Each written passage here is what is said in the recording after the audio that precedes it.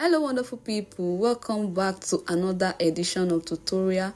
And in today's tutorial I'm going to be teaching you how I made this very beautiful well shaped pinafore with side pocket dress. Yes, so I also made a complementary head style with it.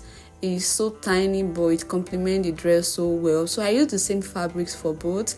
And if you are ready guys, let's just get into the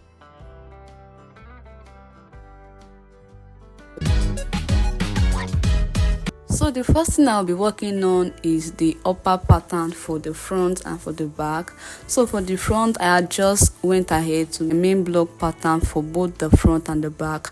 So for the neck depth of the front, I used about 8 inches. And the next thing I went ahead to do is, remember that this dress we are working on is a pinafore and it's not going to be having anything like side seam or side joining. So what we are going to do is that my waist divided by 4 is 7, 28 divided by 4 is 7, so I just subtracted 1 from the 7 and I used 6 starting from the center front of the main front pattern. So I marked 6 on the pattern and I also went ahead to subtract half inches from the shoulder. Remember that the shoulder also we are not joining anything to it. So after doing that, what I did next is that I connected the line together and I cut out the excesses by the side. Remember that is a pinafore and it's not going to have any sort of side joining. So after doing that, I placed the front pattern on the back pattern. Remember that the gown has zipper at the back, is a pencil gown. So I placed the front pattern on the back pattern after folding in the zipper, and the next thing I did is that I used the front pattern to cut the side of the back pattern. Also, the neck shape at the back is a circular neck shape, while the one at the front is a V-neck. So for the neck depth at the back, I used about 4 inches. I did not want it to be too high or too low, so I used about 4 inches. And for the front, I used 8 because the V-neck is a very deep one. After that, the next thing I did is that I placed the front pattern on the fabrics.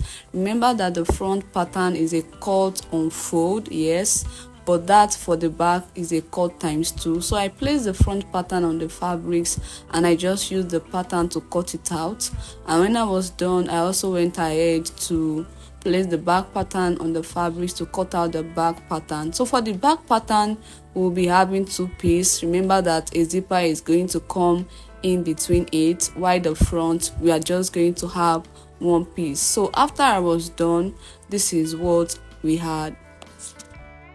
So remember that a band is still coming in between the upper part of the pinafore and the lower part. For the lower part, I folded my fabrics into 4, leaving my zip allowance. I measured my waist measurement divided by 4, which is 7, and I added 1.5 inches seam allowance. I went down by 8 inches also to mark my hips measurement, which is 40 divided by 4, that is 10, and I also added 1.5 inches seam allowance. So after I was done, I went ahead to measure the gown length, which is about 39. I added 1 inches also for the hemming, and after doing that, I used 8 inches at the hemming because I intended to pencil the dress, so I used 8 inches. Then after doing that, I connected the 8 inches back into the hips region. Then I just went ahead to cut out the shocked measurements. So after cutting it out, the next thing I did is that I separated the front lower bodice from the back lower bodice, and I did that because for the front lower bodice I have to take away the inches, the seam allowance I added by the waist, because the pocket is still going to add extra seam allowance to it. So I'm just going to go ahead to take away the 1.5 inches seam allowance we added by the side, and I also went down by 6 inches to mark the depth of the pocket by the front. So for the band in between the upper bodice of the pinafore and the lower bodice of the pinafore, I used my exact waist measurement divided by 4, which is 7. I also added the 2 inches zipper allowance, and after doing that, I marked 2 inches for the band. So the band is going to be having 2 pieces, and the second one is going to be bigger than the first one. So the first one will be the one that will connect the upper part of the pinafore and the lower part of the pinafore directly to the right side. And the second one, which is bigger, I used 3 inches for that instead of the 2 inches for the actual band. That one will be used to turn over the actual band and give it a neat finishing. So for the pinafore, the last thing I'll be cutting out is the pocket. I use 6.5 inches for the width, and I use a depth of 10 inches. So we can't use more than 10 inches because remember that the gown is a pencil gown. So we have to measure our pocket to stop a little bit above the hips region, and that is the reason why I use 10 inches. So after doing that, the next thing I did is cutting it out. The headband is going to have 2 components, the major one in the front and one at the back. For the one at the front, I used 3.5 inches for the width, so I just marked the 3.5 inches all round, and I used about 22 inches for the length. So after doing that, the next thing I did is that I cut out the 3.5 inches, which I'm still going to pass a rope to make the ruffles for the front. Then I went ahead to trim the edges of the piece so that it can be narrow to stitch the other part with. The front component of the headband is going to be having 13 inches, while the back will be having 10 inches, the one that the elastic will pass through. So for the rope that will pass through the main front one, I use 1 inches for the width, and I use the exact 13 inches plus the half inches, which make it 14. Then what I did next is that I cut it out. Then this one will serve as the rope that will enter into the main component of the front to give it the rush effect. For the second component of the back, so I had also went ahead to measure 1.5 inches for the width, and I measured the length of about 12 inches. Then the elastic will be used to pull it back to the normal size. So for the sewing part of the upper part of the pinafore, what I did is that I went ahead to use a French seam to join the shoulder, and I did that by making the wrong side of the front face the wrong side of the back. I made a tiny stitch along the shoulder. Then after doing that, I turned it over to the wrong side, stitched 1 seam, and having done that, I did the same thing for the other side of the shoulder. Then that is how I connected the shoulder of the pinafore together, and this is what we have. So for the neck region of the pinafore, I went ahead to use a bias to turn it over. So I did that by firstly placing the bias directly on the right side of the neckline, and I just stitched it down following the marked line on the bias. So I just stitched it down starting from the back, the zipper allowance at the back, and I stitched it all the way through the shoulder and even back into the neckline at the front, connecting the V neckline, connecting it to the other shoulder, and back to the back zipper allowance at the other side. When I was done with that, I went ahead to launch in between the V neckline, and when I was done, I folded the bias back to the wrong side of the fabrics, and I just made another stitch on it. Remember that the dress we are working on is a pinafore, so that is there will be no joining by the side, and there will be no seam allowance also by the side. So guys, I'm not using a lining to turn this particular fabric. The fabric is a thick one, it's a crepe material. So what I'm just going to do is that I'm just going to use the bias to also turn in the side seam. So I went ahead to place the bias directly on the front side of the fabrics.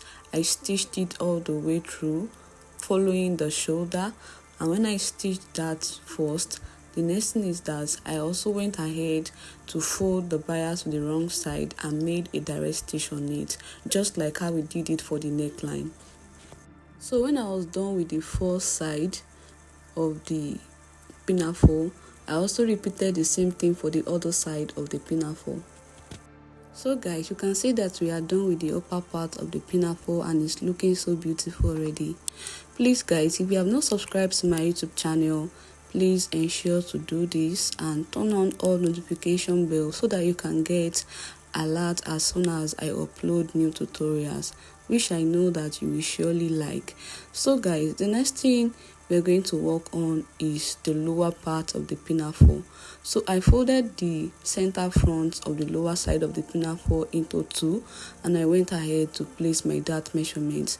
I started from the center front and I measured 4 to the other side, and I also went down by 5 inches. Same thing for the other side of the front, and I just sew it directly and I just stitched down the dart directly. So the lower part of the front pinafore is also going to house the pocket. So what I did is that I placed the front side of the pocket to face the front side of the lower part of the pinafore. When I placed it on it, I used the pocket side of the front and I trimmed out the first side of the pocket to be the same shape with the pinafore without shaping the other side. So I shaped one side of the pocket and left the other side of the pocket. So when I was done with that, I went ahead to stitch the pocket to the main fabric using just 1 cm. I stitched it at the 6th region in which the pocket is going to end. So I made a direct stitch up to that lunge, and when I was done, I folded the pocket into 2. I ran a stitch at the right side of the pocket, then I turned it over to the wrong side of the pocket to make another top stitch, and I also went ahead to secure the main fabrics to the actual pocket, and this is what we have. So having done that, I folded this front into 2. I folded it starting from the center front, and I made a lunge at the center front. And after I was done with that, I measured my actual waist measurement divided by 4, which is 7. Then I also added the 1.5 inches seam allowance we took away from it while we were cutting it. So I added the 1.5 inches seam allowance and I just connected it back to the hips region. It was the curvy part of the waistline to the hips measurement. So for the back, I measured 5.5 inches, including the zip allowance to place the dart for it. I measured 5.5 inches, I chalked it out, and I also went down by 5 inches for the dart length. And when I was done, I connected it back to the waist, and I just went ahead to stitch down the dart, and I also did the same thing for the other side of the back panel.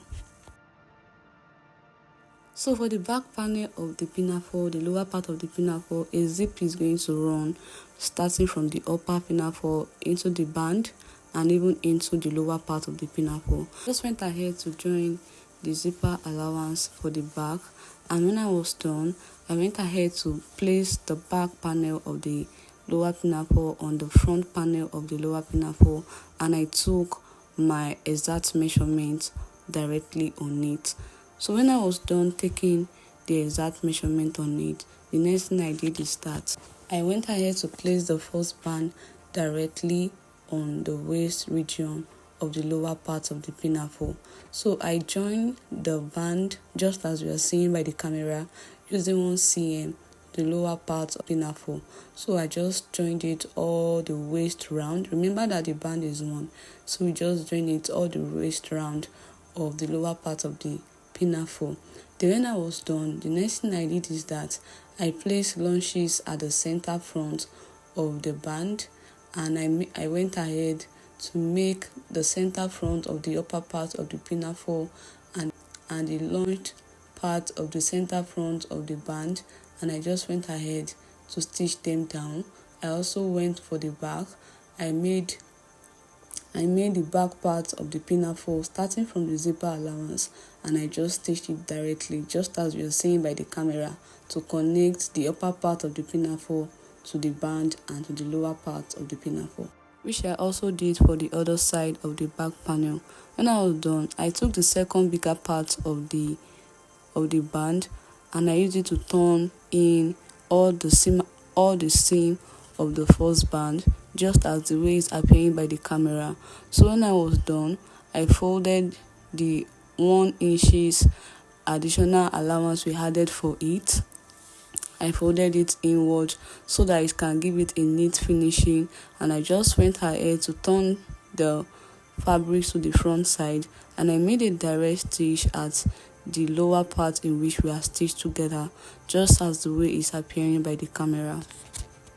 So for this, I did not really rush myself because it could be time consuming for you to balance the bigger part of the band in between and stitching it over at the upper side. So I took my time to do that, and when I was done, this is what we have. It is looking so beautiful. So the next thing we are just going to go ahead and do is to fix the zipper using a zipper foot to connect the neckline to the band and even to the hips region, to all the zipper allowance we left. So I'm just going to go ahead to stitch down the zip. So after fixing the zipper, the next thing I did is that I went ahead to just run a stitch at the hem, at the lower part, at the slit at the hem of the lower part of the dress. So I just went ahead to run a stitch on it, connect it back to the other side and stitch it all the way down to the hem. And when I was done, the next thing I did is that I went ahead to fold in the hem using half by half cm, and I just ran a stitch on it just like the way it's appearing by the camera. So guys, we are done stitching the pinafore. You can see that it's looking so beautiful.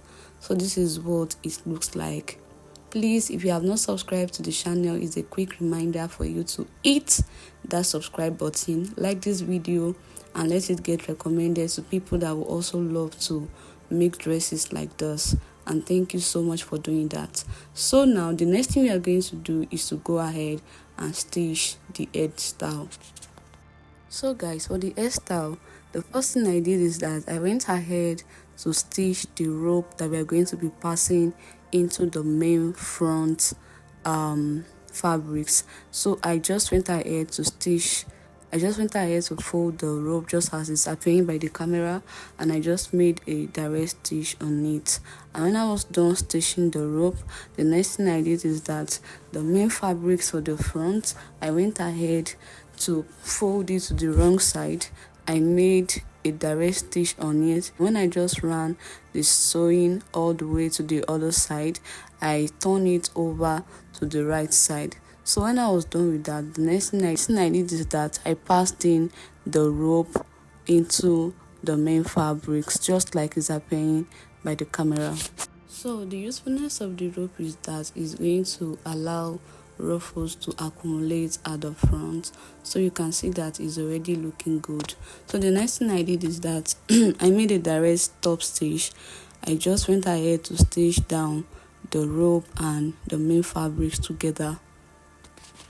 Having done that, I also went ahead to stitch the rack in which the elastic is going to pass through. So I folded it to the wrong side, I made a direct stitch on it, and when I was done, I just turned it over to the right side.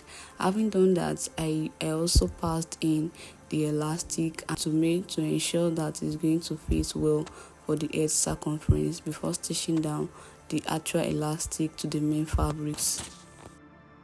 So when I was done with that, I just went ahead to join the main fabrics to the elastic region at the back. So I just did that by making the front side of the main fabrics face each other, and I just stitched it down. And when I did that, I just went ahead also to make a top stitch, and I also ensured that the elastic was fit for the head. And so guys, this is what we have. When we were done, you can see that the head style is also looking so beautiful. Please ensure that you hit the subscribe button, like this video, and you can also drop any question if you have, and I will do well to attend to all questions. So guys, I believe that you love the dress and you love the hairstyle. Would you like to try out the dress? Let me know in the comment section. Until then guys, I will see you in the next tutorial. Bye for now.